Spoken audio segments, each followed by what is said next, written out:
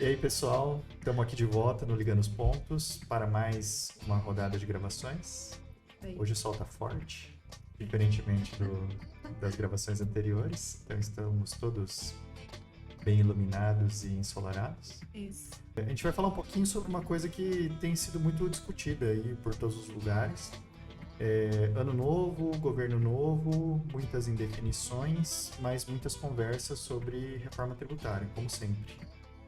Exatamente. Conversamos sobre reforma tributária já faz uns 1000 anos. A gente tá falando disso faz uns 2 anos seguidos, né? Inclusive com projetos que a gente desenvolve por aqui. Então, Nessa última leva, né? nessa última leva.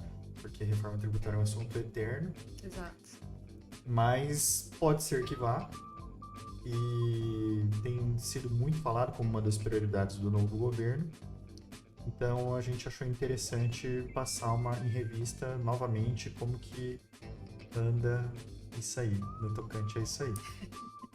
Ai, E tá aí meio já, atrasado e já, isso. aí já fica o compromisso nosso de gravar novos para acompanhar sobre aquilo que a gente está conversando hoje, né?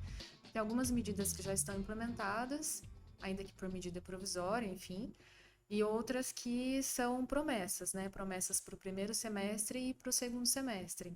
Então, a gente vai acompanhar e trazer as implicações tributárias e, bom, nos negócios, né? Para os nossos ouvintes. Beleza, vamos direto ao ponto. São algumas questões, né, Nur?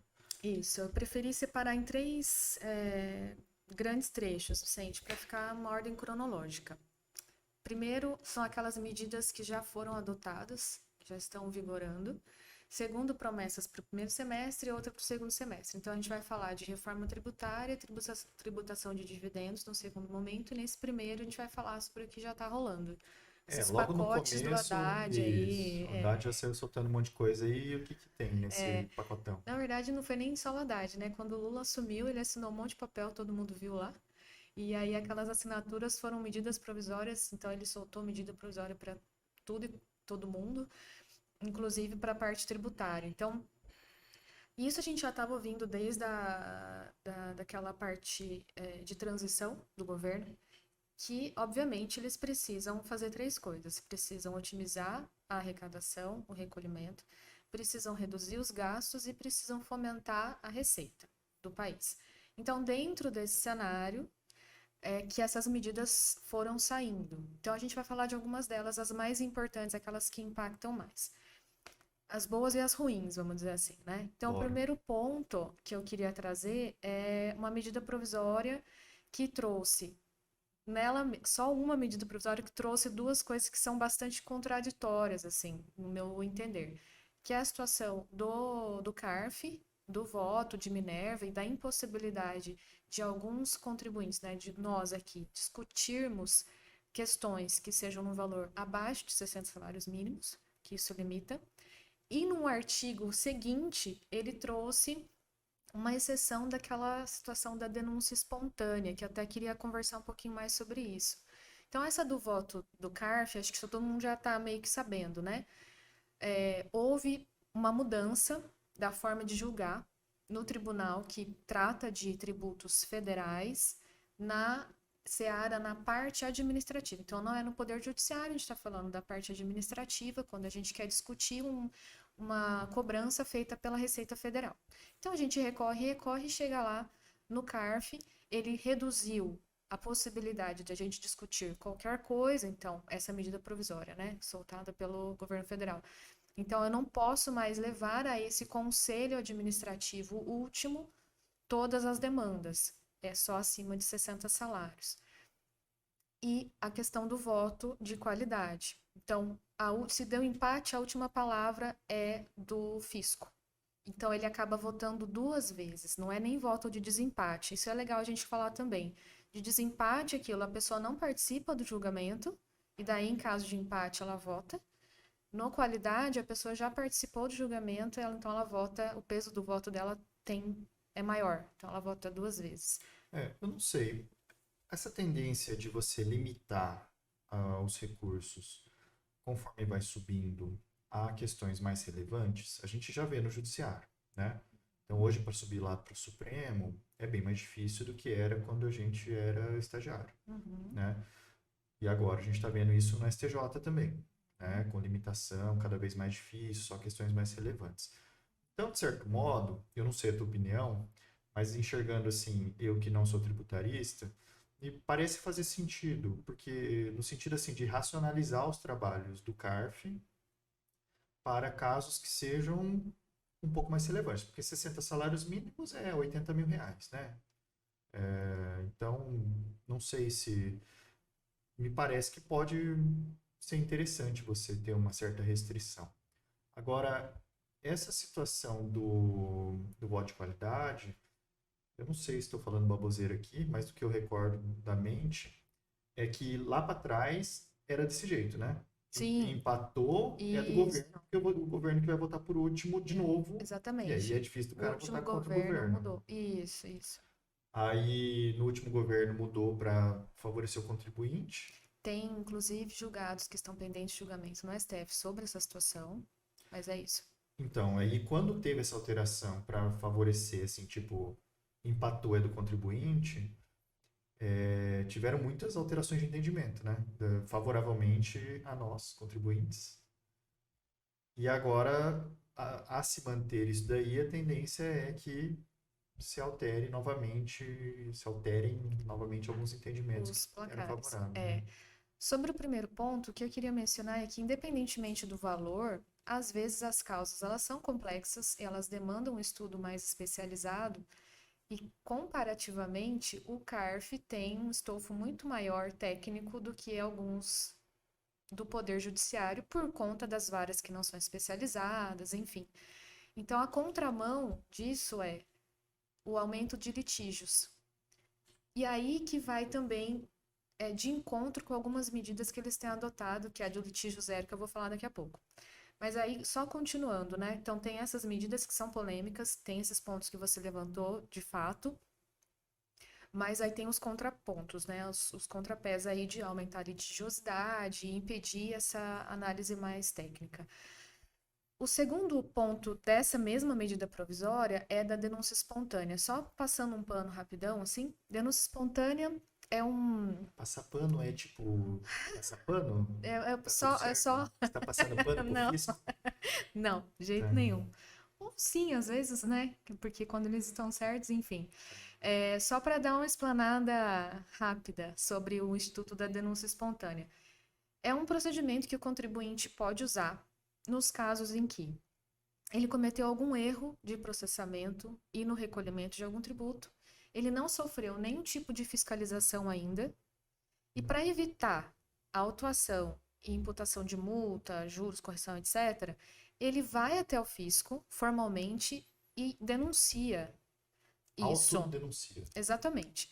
Então, Por isso espontâneo. exatamente. Aqui em Maringá, vou dar um exemplo prático.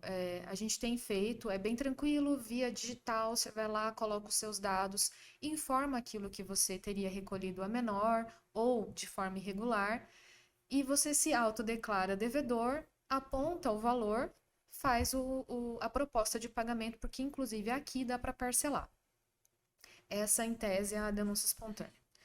Essa medida do governo, medida provisória, ela trouxe uma exceção da denúncia espontânea. Ela permite que o contribuinte faça pagamentos sem correção, sem juros, sem multa, que é multa fiscal, multa de mora, ainda que o processo fiscalizatório já tenha começado. E aí, então, assim, não judicializou, você ainda tá assim, tá constituído o teu crédito lá, Você tá tá sabendo que tá dando andando, ruim. já tem um processo fiscalizatório em cima de você, Tá. mas ainda não tem ação judicial, tal. Você pode, então, se autodeclarar devedor, concordar, só que tem que pagar integral. Paga integral e se exime de pagamento desses acessórios, vamos dizer assim. Isso é super relevante. Inclusive, eu tenho avisado os clientes, porque no final de ano é normal que tenha fiscalização. A Receita Federal costuma fazer isso, né? Manda as notificações ao apagar das luzes do ano fiscal para que o contribuinte receba e responda no começo do ano seguinte. Então, acredito que tenha muito ouvinte nessa situação. E é bacana, só que aí tem prazos super limitados, né? São autuações, ou autuações não, fiscalizações têm acontecido até a entrada em vigência da medida provisória, que foi janeiro agora é de 23. Ah, tá. Fiscalizações novas não entra. Isso, não. Então, é o pessoal que recebeu a leva do ano passado, sabe? Aquelas autuações que foram Então é bem limitado, assim. recebidas. Isso. E medida provisória, a gente sabe, a gente tem que depender da ratificação do Congresso. Então, pode ser que ela perca a força, não, passe a não existir mais. Então, é importante que os empresários já se mobilizem para ver se estão nessa situação, para eventualmente fazer umas contas, verificar qual é a chance de êxito, caso eles venham a querer discutir e, na verdade, deixar quieto essa discussão e pagar integral, só que sem esses Eu juros, achei etc. legal que é um procedimento assim meio de compliance tributário, né? Às Uhum, vezes por equívoco ou por estratégia, assim, no sentido de que, eu acho que o entendimento do judiciário vai ser numa linha ou em outra, você optou por uma decisão sobre o recolhimento de algum tributo, aí depois você olha e fala assim, poxa, eu acho que eu estou fazendo um passivo aqui, e antes que tenha na denunciação, da denúncia espontânea tradicional, vamos dizer assim, você faz uma análise de risco e fala assim, cara, para que eu vou ficar aqui com esse passivo? Porque pode ser que quando eu for atuado eu vou levar a multa e um monte de coisa a mais.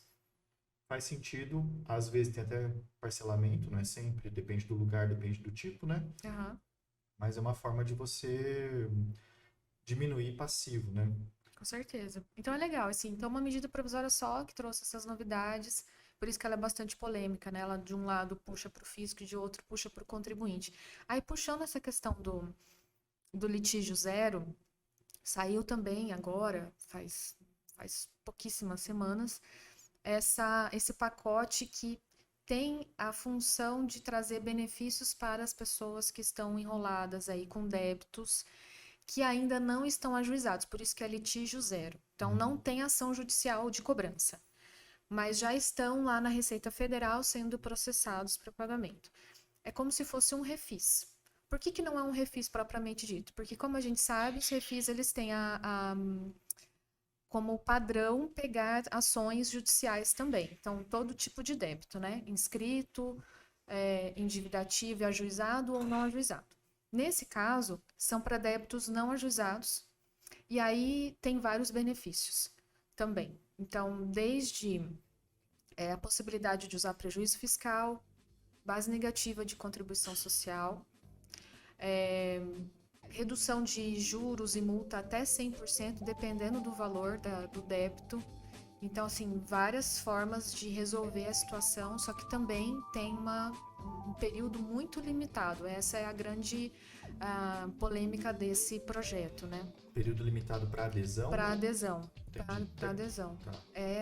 Vence agora abril, final de abril, termina o prazo para aderir. Então, os empresários também têm que correr atrás do prejuízo para ver o que encaixa, o que não Importante. encaixa e aderir se quiser, Tá. né? Então, esse também é um ponto bacana. Isso é o que está rodando. Esses são os pacotes que o Haddad soltou e que estão aí por medida provisória. Então, a gente não sabe se vão ser referendados ou não, se vão continuar valendo ou não, ou seja, se vão virar lei ou não, né? Legal.